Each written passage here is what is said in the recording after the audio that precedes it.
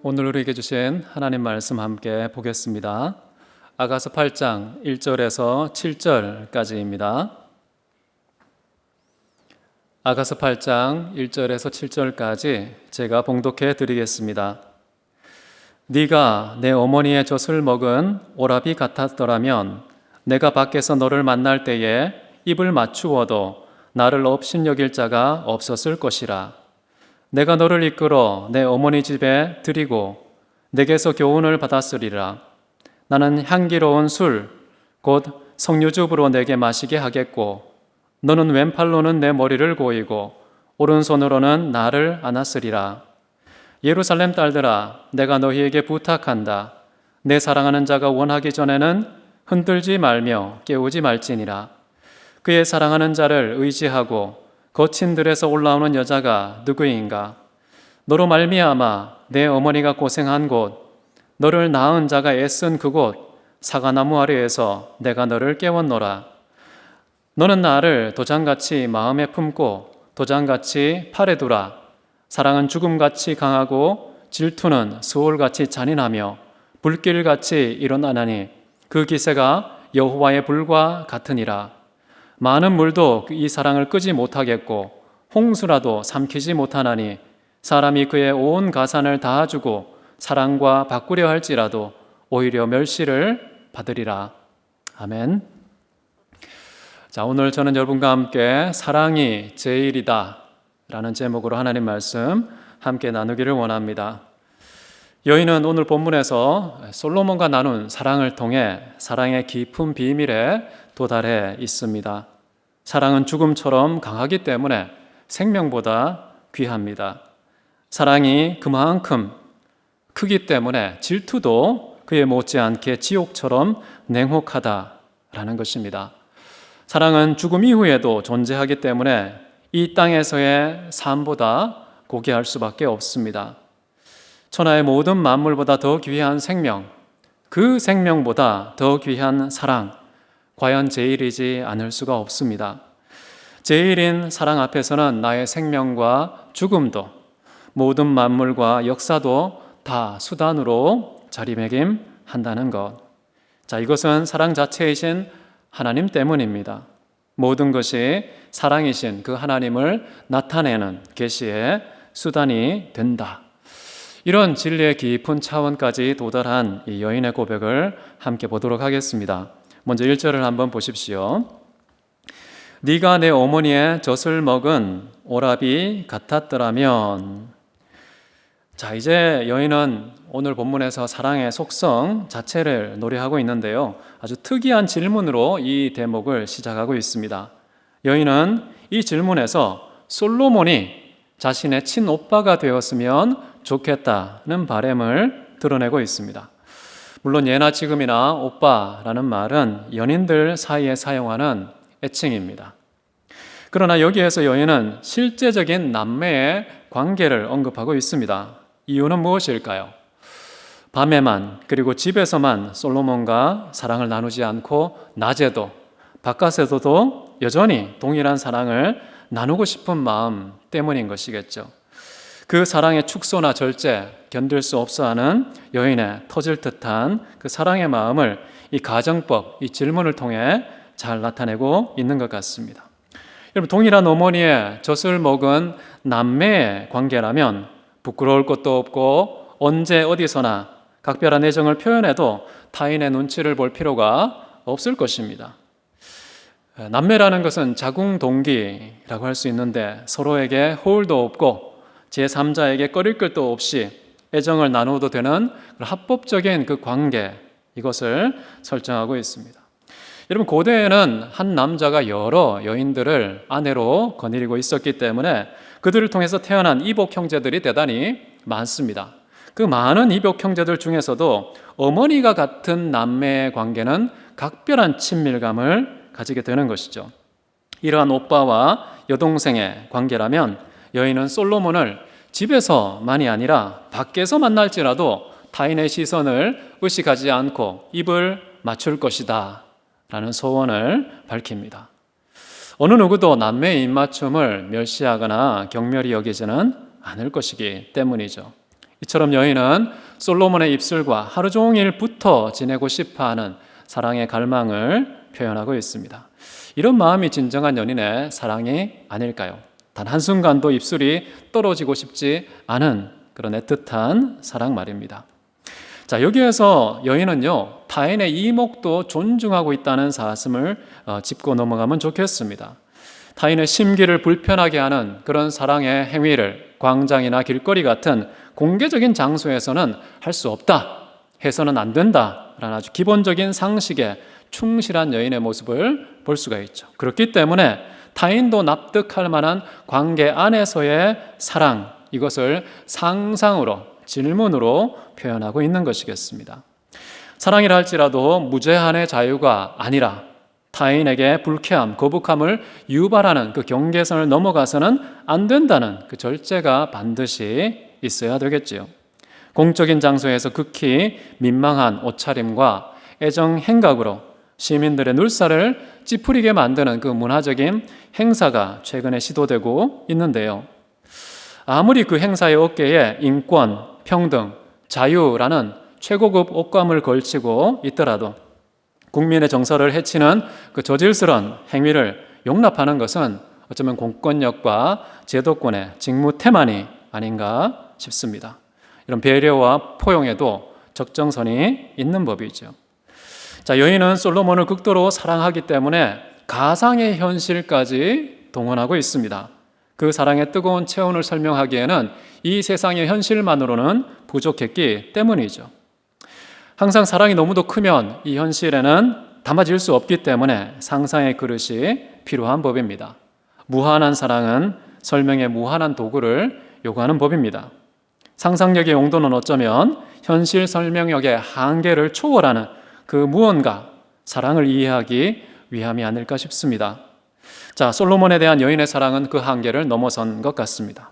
그래서 상상력의 도움을 요청하고 여인과 솔로몬은 각자의 어머니가 실제로는 다르지만 같은 어머니의 젖을 먹는 그런 남매의 혈연적인 관계를 상상함으로써 이 현실에서는 도무지 충족되지 않는 그 사랑의 욕구를 충족하고 있다.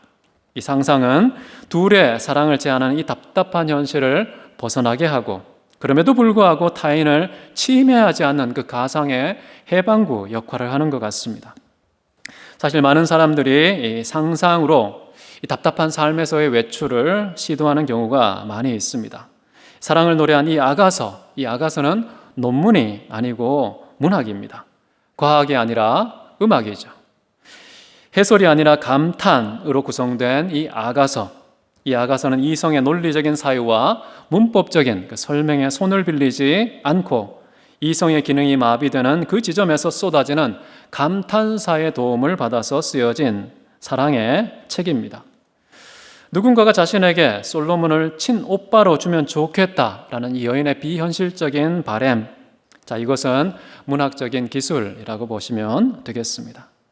자, 눈에 보이는 남녀의 사랑도 이토록 상상력이 필요할 정도로 아름답고 오묘한데 보이지 않는 하나님과 교회 사이의 사랑은 얼마나 더 아름답고 오묘할까?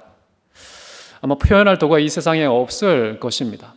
아마 이 세상에 존재하는 모든 수사학이 자신의 표현성을 넘어서는 일이기 때문에 모두 그 표현을 거절할 가능성이 높은 최고의 사랑이 아닌가 싶습니다. 실제로 창조자와 피조물의 사랑, 구원자와 살인자의 사랑, 거짓과 진리의 사랑, 빛과 어둠, 선과 악, 거룩함과 죄 사이에서 발생하는 이런 사랑을 설명할 문법이 과연 이 세상에 어디에 있겠습니까? 2절을 보십시오. 내가 너를 이끌어 내 어머니 집에 드리고 너에게서 교훈을 받았으리라. 나는 향기로운 술 곧 석류즙으로 너에게 마시게 하겠다. 자, 사랑은 적합한 관계만이 아니라 최고의 환경도 요구하는 것을 우리는 생각해야 됩니다. 사랑을 위함이 아니면 좋은 환경도 필요하지 않을 것입니다. 여인은 솔로몬과 사랑을 나누기 위한 최고의 장소로서 어머니의 집을 선택하고 있습니다. 여러분, 이 어머니의 집이라는 것은 가장 평화롭고 가장 안전하고 가장 자유로운 그런 장소의 대명사 아닙니까? 여인은 솔로몬을 그곳으로 데려갈 것이다 라고 말합니다. 그곳에서 여인은 솔로몬에게 향기로운 포도주와 자신의 석류즙을 들여서 마시게 할 것이다 라는 각오를 밝힙니다.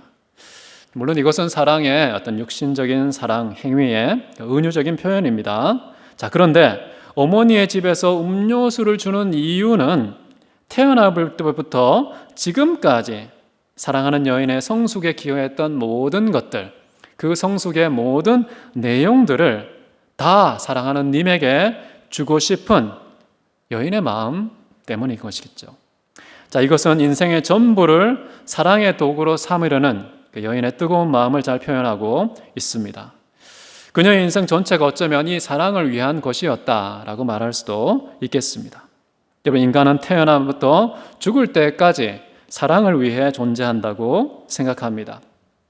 그 과정에서 취득하고 성숙된 모든 좋은 포도주와 석류즙, 이것은 하나님과 이웃 사랑을 위한 수단이다 라고 생각합니다. 목숨과 마음과 뜻과 힘을 다해서 사랑해야 된다라는 이 성경의 진리는 우리에게 우리의 일대기를 통째로 하나님께 또는 이웃에게 사랑의 도구로 삼을 것을 요청하고 있습니다. 3절을 한번 보십시오. 너는 왼팔로 내 머리를 고이고 오른손으로는 나를 안았으리라. 자, 이것은 아가서 2장 6절에 나온 이야기의 반복인데요. 자, 솔로몬의 궁전에서 나누었던 그 사랑을 이제 여인은 자신의 어머니 집에서도 똑같은 사랑을 나누고 있음을 여기에서 확인할 수 있는데요. 여인이 자기가 가진 모든 포도주와 포도즙을 사랑하는 님에게 주어 마시게 했을 때에 그 사랑하는 님의 팔은 나를 사랑으로 감싸게 될 것이다 라는 것입니다. 여러분, 우리도 하나님께 순종의 포도주와 석류즙을 그분에게 드린다면 주님께서 어떻게 하실까요? 대개 왼손은 눈에 보이지 않는 손, 오른손은 눈에 보이는 손이라는 이야기를 많이 합니다. 보이는 것과 보이지 않는 모든 수단을 동원해서 우리를 사랑으로 감싸시는 그런 사랑을 우리에게 베푸실 것이다 라는 것을 우리는 솔로몬과 여인이 팔을 통해 사랑을 나누는 장면에서 확인할 수 있습니다. 요한복음 15장 10절에 이런 말씀이 있죠. 내가 아버지의 계명을 지켜 그의 사랑 안에 거하는 것 같이, 그 사랑 안에 거한다는 것은 아버지의 팔이 아들을 감싸는 모습이라고 보시면 되겠고요. 너희도 내 계명을 지키면 내 사랑 안에 거하리라.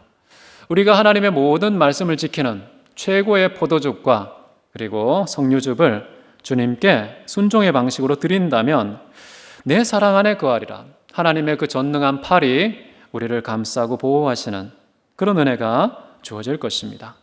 4절을 보십시오. 내가 예루살렘 딸들아, 내가 너희에게 부탁한다. 내 사랑하는 자가 원하기 전에는 흔들지 말며 깨우지 말지니라. 자, 이 말은 이미 2장 7절, 3장 5절에서 이제 세 번째 지금 여기에서 반복되는 내용이기 때문에 다른 구절들을 참조하면 되겠고요. 이제 5절을 보십시오.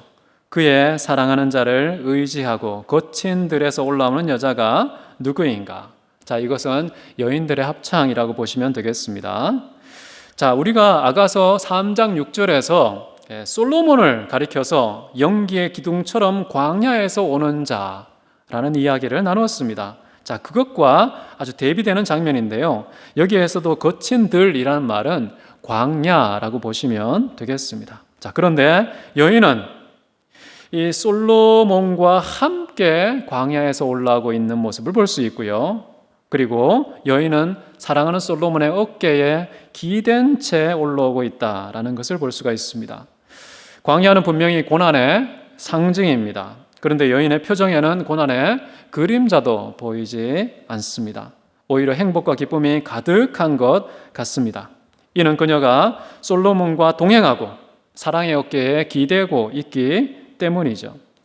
광야라 할지라도, 아니 광야보다 더 심각한 지옥이라 할지라도 사랑하는 님과 함께하는 곳이라면 그곳이 천국이다. 초막이나 궁궐이나 차별 없이 때로는 천국으로, 때로는 지옥으로 둔갑할 수 있다는 것이죠.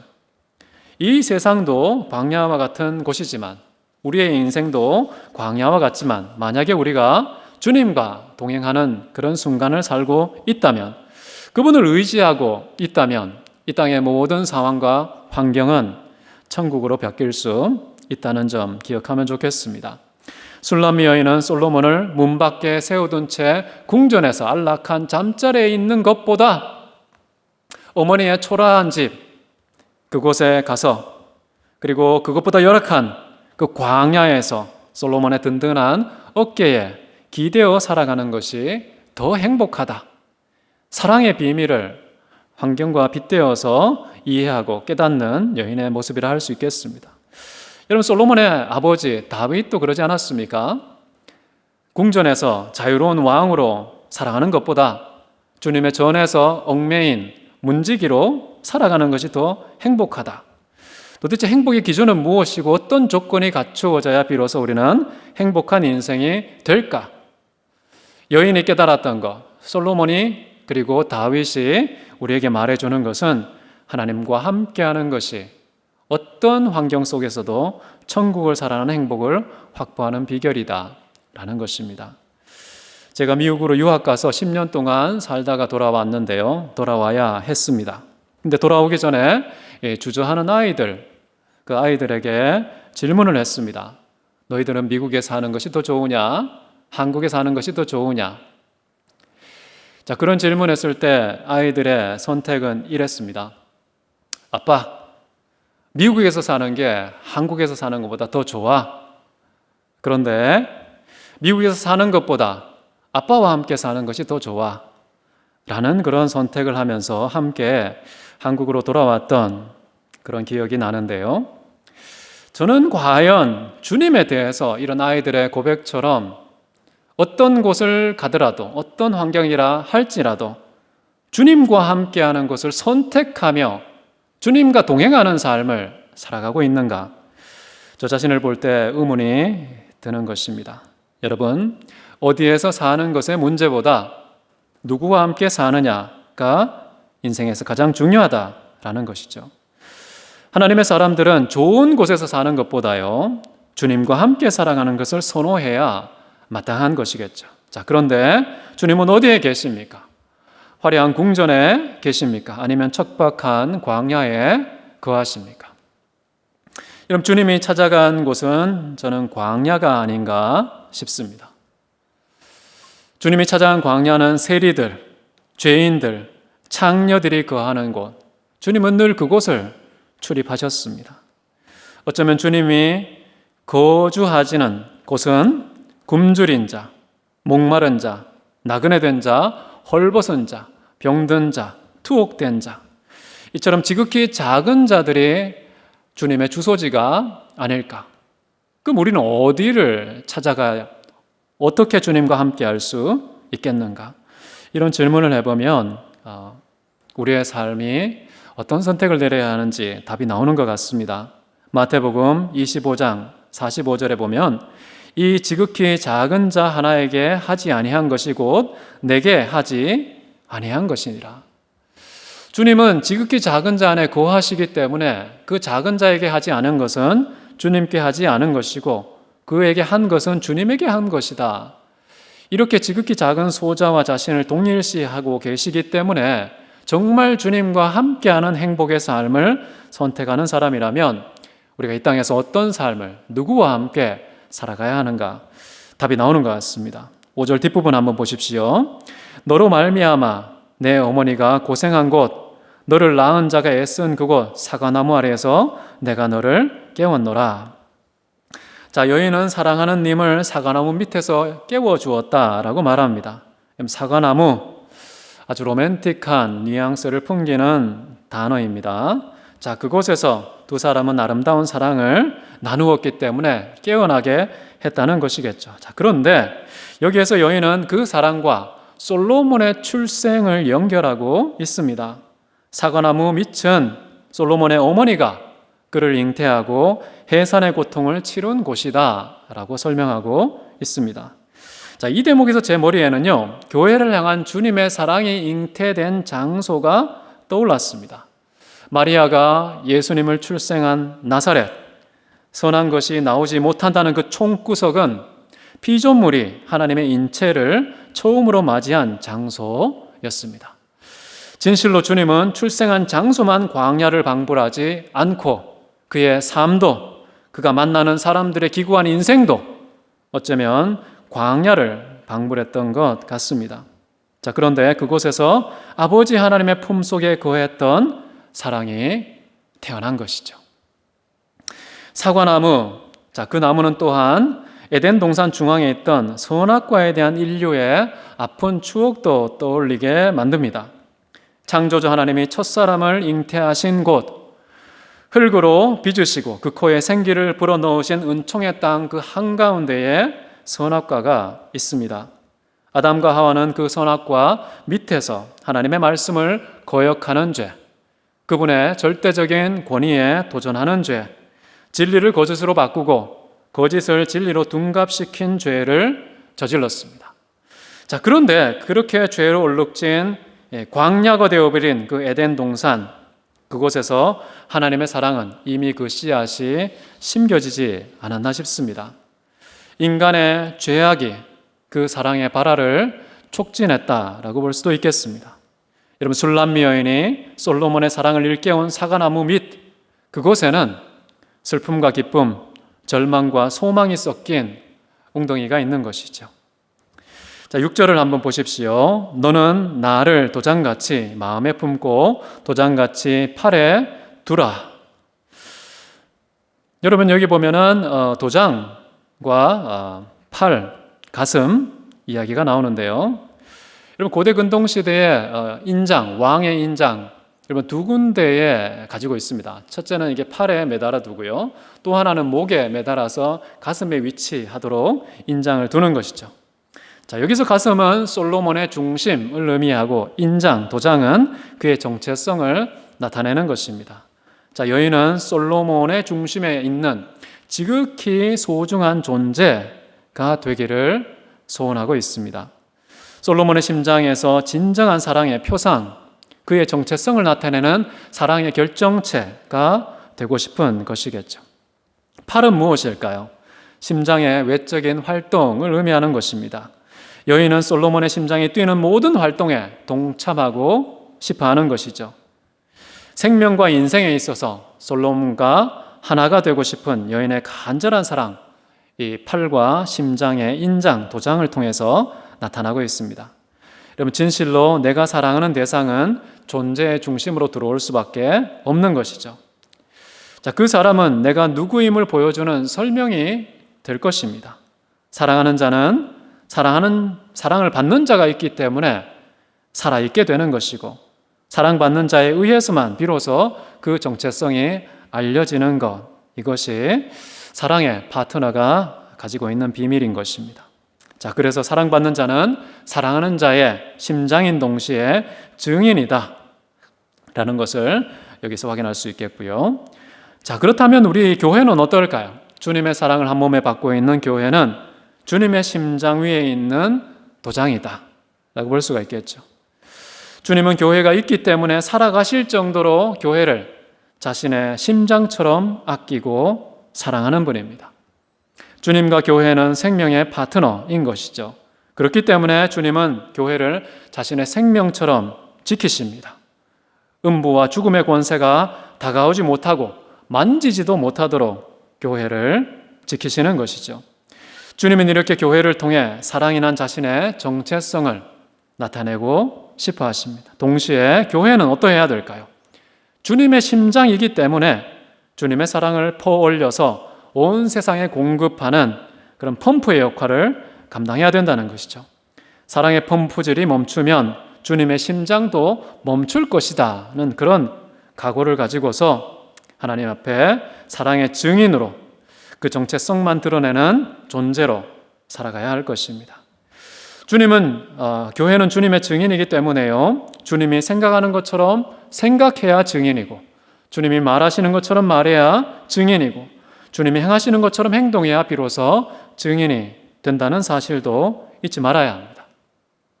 주님이 나타나지 않는 생각, 말, 행동은 필히 주님의 정체성을 왜곡하게 될 것입니다.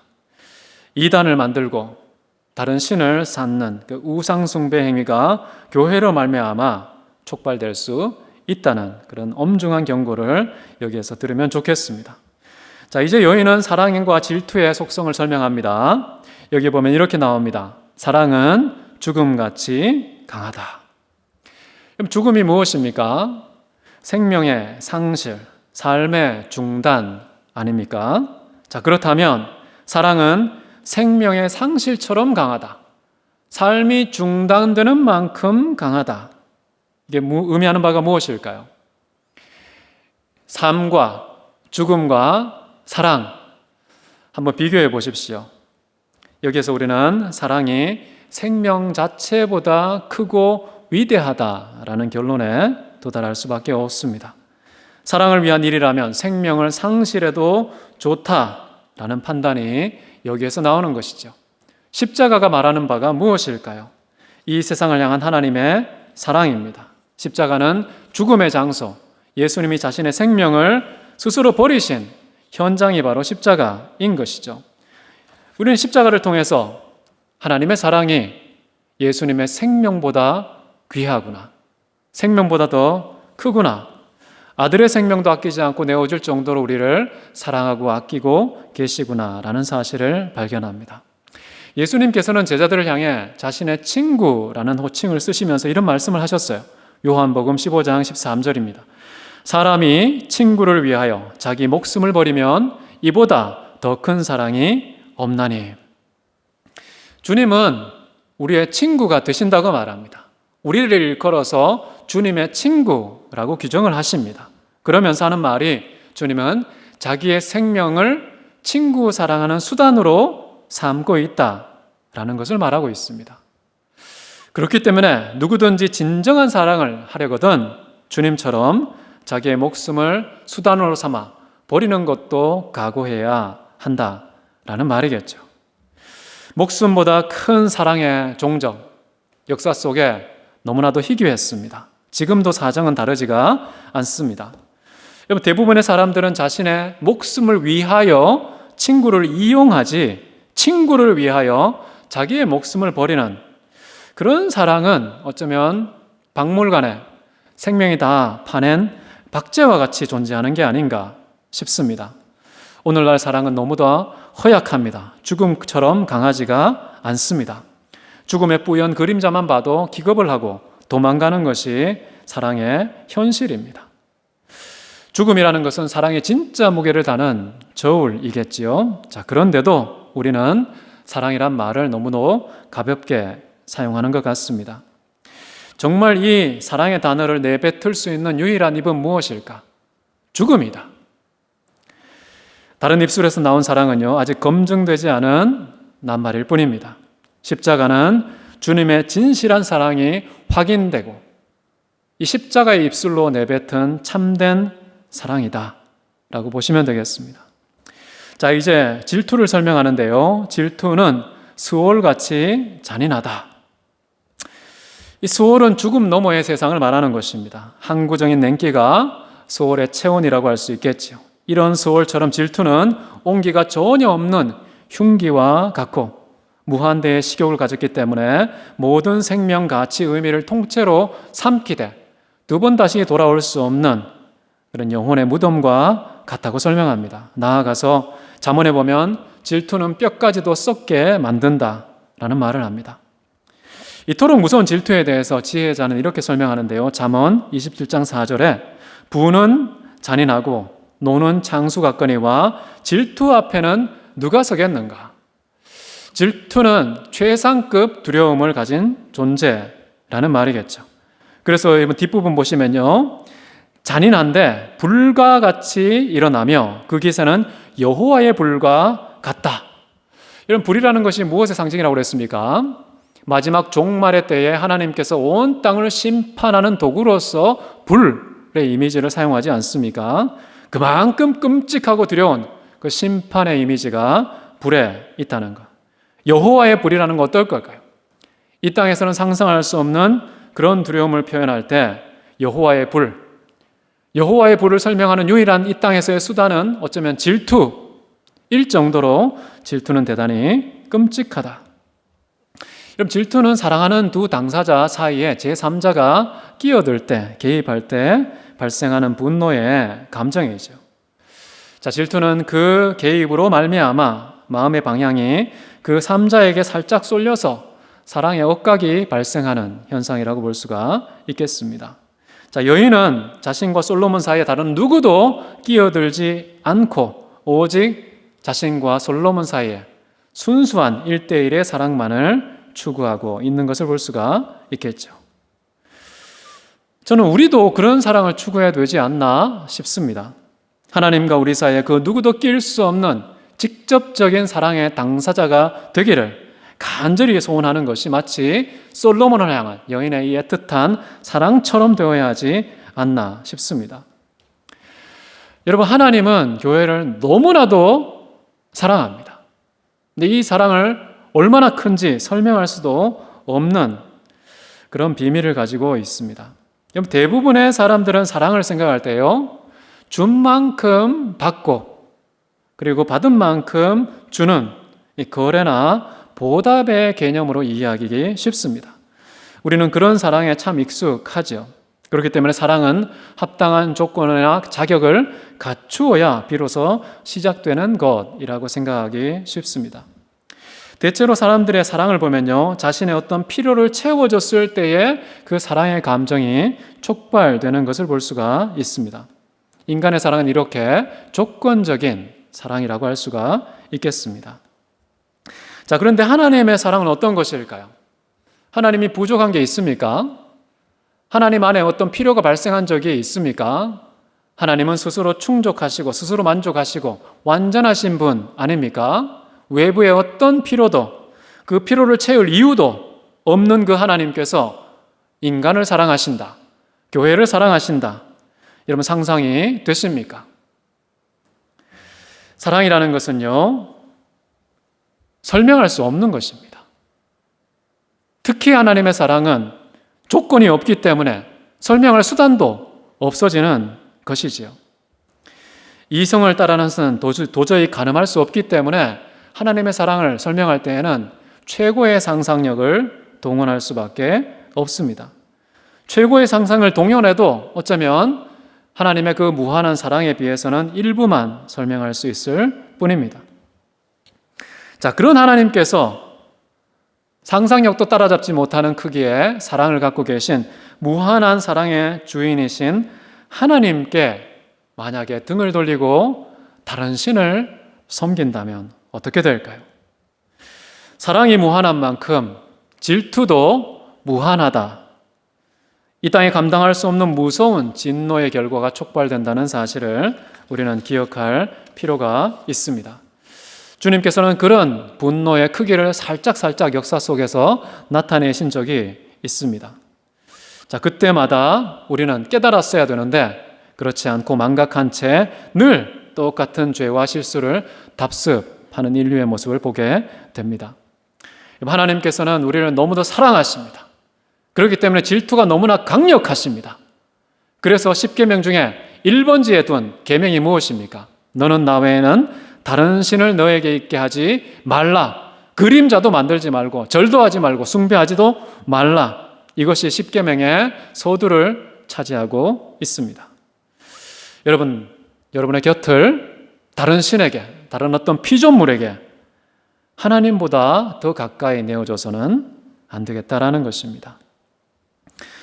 하나님의 질투가 무서워서 다른 신을 섬기지 않는 것, 이것은 사실 소극적인 사랑이라고 볼 수가 있겠습니다. 보다 적극적인 사랑의 주인공이 되도록 우리는 노력해야 되지 않을까 싶습니다. 하나님의 사랑을 나보다 더 많이 차지하는 다른 어떤 누군가가 없도록 최고의 사랑을 하나님께 시도하는 인생, 그런 인생이 될 때에 어쩌면 사랑이 죄일이라는 사실에 부응하는 하나님의 사람이 되지 않을까 싶습니다. 여러분, 친구를 위하여 자기의 생명을 버리는 사랑이 가장 크다라는 주님의 말씀을 따라서 우리의 친구이신 주님을 위해 목숨과 마음과 뜻과 힘을 다해서 사랑하면 스월처럼 냉혹한 그 질투의 유발도 방지할 수 있을 것입니다. 하나님을 향한 최고의 사랑을 시도하는 우리의 경쟁, 옆에 있는 형제 자매와의 치열한 경주, 이것은 저는 선한 믿음의 경주요 싸움이라고 생각합니다. 내가 사랑하는 사람이 다른 사람을 더 사랑해도 죽음처럼 괴로운 일인데요. 내가 가장 사랑하는 주님이 나보다 다른 사람을 더 사랑한다면 우리 안에 유발되는 질투의 크기는 어떠해야 마땅할까요? 살 수 없을 정도가 되셔야 하는 겁니다. 7절을 한번 보십시오. 많은 물도 그 사랑을 끄지 못하겠고 홍수라 할지라도 삼키지 못한다 라는 말을 합니다. 환란의 물도 이 사랑의 뜨거운 불길을 끄지 못합니다. 흐르는 세월의 강물도 삼키지 못한다는 사실을 여인은 노래하고 있습니다. 진화되지도 않고 익사하지도 않는 이 사랑의 불은 영원히 타오르는 것이죠. 자, 이것은 노아의 시대에 온 인류의 머리 위에 쏟아진 홍수 속에서도 꺼지지 않고 남겨진 그 사랑의 불씨, 노아의 가족들을 여전히 소망의 불씨로 남겨두신 이 사실에서 확인할 수가 있습니다. 노아를 통해 사랑의 언약은 갱신되고 이 언약은 지금까지 우리에게 이르고 있습니다. 자, 그래서 바울은요, 하나님의 사랑은 홍수도 끄지 못한다는 그 사실 때문에 이 세상의 어떤 환경도 환란이나 공고나 박해나 기근이나 적신이나 위험이나 칼과 같은 외적인 그런 환경만이 아니라 미래의 일이나 사망이나 천사들도 우리를 그 주님의 사랑에서 끊어내지 못한다라고 말합니다. 사랑은 이 세상에 조건화된 것이 아니기 때문에요. 이 세상의 다른 어떤 것에 의해서도 소멸되거나 축소되거나 삭제되지 않는다는 것이죠. 고린도전서 13장 8절에 이런 말씀이 나옵니다. 사랑은 언제나 떨어지지 아니하되 예언도 패하고 방언도 그치고 지식도 패하리라. 여러분, 사랑은 항상 존재하고 영원한 것입니다. 믿음과 소망도 사랑과 더불어서 항상 있을 것이지만 그 중에 제일은 사랑이라는 것입니다. 여러분, 사랑은 생명을 상실어도 될 만큼 고귀한 것입니다. 사랑이 제일이기 때문에 이 세상에는 사랑의 대체물이 없습니다. 근데 그럼에도 불구하고 만약 사랑을 취하려고 생명보다 못한 자신의 재산 전부를 건넨다고 한들 무슨 소용이 있을까요? 뒷부분을 한번 보십시오. 7절 뒷부분에 사람이 그의 온 가산을 다 주고 사랑과 바꾸려 할지라도 오히려 멸시를 받으리라. 사랑과 전 재산을 가지고 바꾼다고 할지라도 사람들은 그 사람을 멸시할 것이다. 여기 보면 멸시라는 말이 똑같은 게 두 번 반복되어 있습니다. 강조법이죠. 철저한 멸시를 당할 것이다. 여러분, 거래나 보답이라는 단어와 사랑을 비교하는 것 자체가, 사랑을 거래의 대상으로 여기는 발상 자체가 사랑에 대한 모독이다 라고 보시는 게 좋겠습니다. 여러분, 사랑은 다른 무엇에 의해서도 대체될 수가 없는 것이기 때문에 사랑은 다른 무엇에 의해서도 빼앗기지 않는 사랑 자체이신 하나님의 절대적인 은총이라는 사실을 기억하면 좋겠습니다. 우리에게 있는 모든 것들은 이 사랑을 위해서 존재하는 것입니다. 마음도 목숨도 뜻도 힘도 성품도 사랑을 위해 존재하는 수단이다. 사랑은 생명의 질서이고 인생의 규칙이기 때문에 인생은 오로지 사랑의 질서에 순응해야 한다는 사실을 기억하면 좋겠습니다. 이 사랑의 질서를 가장 잘 나타낸 것이 율법입니다. 이 율법의 결론은 무엇일까요? 사랑입니다. 예수는 바로 이 율법의 완성이 되신다고 말합니다. 그래서 예수는 우리를 향한 아버지의 사랑을 확증하신 사랑의 주역이 되신다라는 것이죠. 자, 오늘 제목은 사랑이 제일이다 라는 것입니다. 우리는 어떻습니까? 인생 전체가 사랑의 수단이고 인생의 목적은 사랑이다 라는 질서에 동의하고 계십니까? 대부분의 사람에게 인생의 목적은 편안하게 살고 오래오래 사는 것 아닙니까?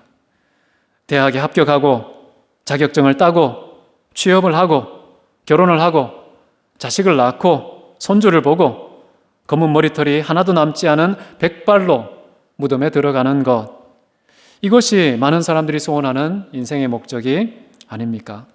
그러나 성경은 우리에게 인생의 궁극적인 목적이 사랑이다라고 가르치고 있습니다. 생명도 그 사랑의 수단이고 죽음도 그 사단의 사랑의 수단이기 때문에 사나 죽으나 우리가 사랑을 위해서 존재하고 사랑을 따라서 살고 사랑을 향하여서 살아가는 존재라는 그런 사실, 사랑 자체이신 하나님을 위해서 우리는 존재하고 있다는 그런 사실, 이런 사실을 다윗은 참 잘 고백한 것 같습니다. 시편 63편 3절 읽고 마치겠습니다.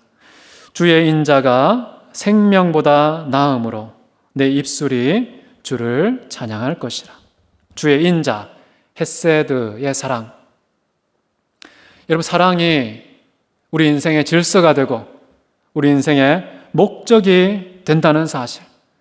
그래서 우리가 일평생 살면서 삶 속에 취득하고 숙성된 모든 좋은 것들이 이 사랑을 위함이라는 사실, 사랑을 위한 수단이라는 사실을 기억하면서 수단을 목적으로 삼지 않고 목적을 수단으로 왜곡하지 않는 그런 최고의 사랑, 내 인생에 있어서도 사랑이 제일이 되는 그런 성도의 사랑을 실천하는 저와 여러분 되시기를 바랍니다. 우리 함께 기도하도록 하겠습니다. 사랑과 은혜가 많으신 하나님 아버지, 우리를 아무런 이유도 조건도 자격도 없이 사랑해 주신 아버지의 그 무한한 사랑을 늘 기억하고 감사하게 하옵소서. 그 사랑을 받은 수혜자로 끝이지 않고 이 세상에 그 무한한 사랑을 공급하여서 그 사랑 공급이 목적이 된 인생 되게 하여 주옵소서. 그 사랑을 다 성취하기 위한 일이라면 생명을 조금도 귀한 것으로 여기지 않고 당당하게 수단으로 삼는 판단력을 우리에게 허락하여 주시옵소서. 목숨 때문에 사랑을 포기하는 어리석은 자가 되지 않게 하옵소서. 무덤에서 중단되는 생명을 무덤 이후에도 존속되는 영원한 사랑과 거래하는 어리석은 남루한 거래의 주역이 되지 않도록 붙들어 주시옵소서. 주님의 설명할 수 없는 사랑, 이 땅의 그 무엇으로도 다 해석할 수 없는 무한한 주님의 그 신비로운 사랑, 우리가 누리게 하시고 그것을 통해서 살아가고 그것을 위해서 살아가는 우리 모두가 되게 하여 주옵소서. 존귀하신 예수 그리스도 이름으로 기도드렸습니다. 아멘.